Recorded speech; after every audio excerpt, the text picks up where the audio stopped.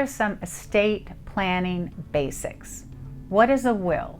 A will is a document that you sign in Washington. It has to be witnessed and it has to meet legal formalities, but nonetheless, it is a will.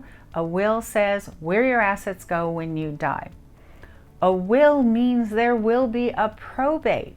So a lot of people say, oh, I have a will, I'm not going to need a probate. Yes, you are, unless there's been steps set up to help you avoid a probate. What is a probate?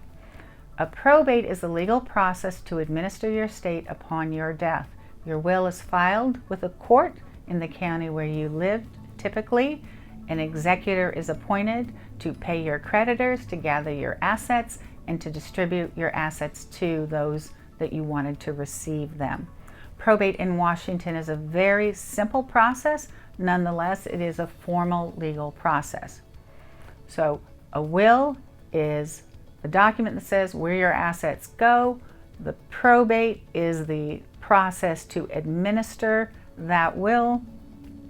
Lots of times probates aren't necessary. They don't make sense. There's a way to avoid a probate. How do you do that? You direct assets to pay by way of beneficiary designation, transfer on death, or pay on death. Those are the key documents, or the key document on your death is your will. Now, you've probably heard of a trust, probably a revocable living trust.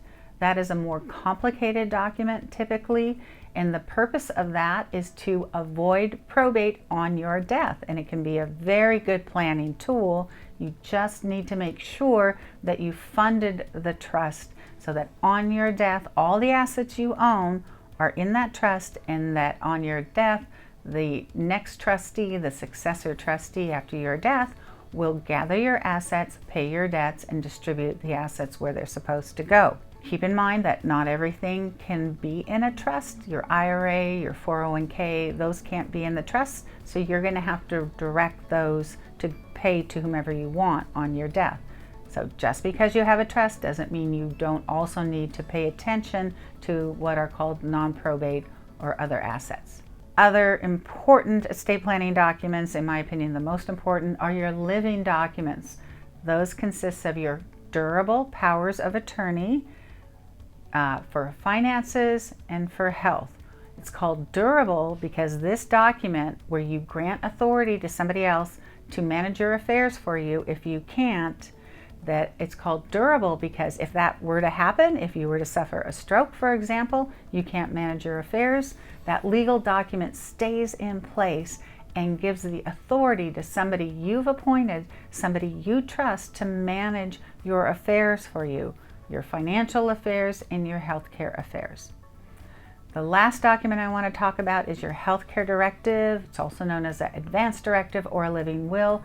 That's the document where you put in writing what your wishes are should you be at end of life, in a terminal or permanent vegetative condition, and the doctors have put in writing that you are not going to get better.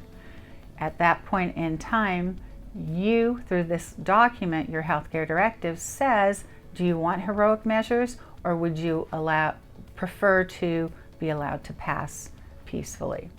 So those are the key legal basic estate planning documents.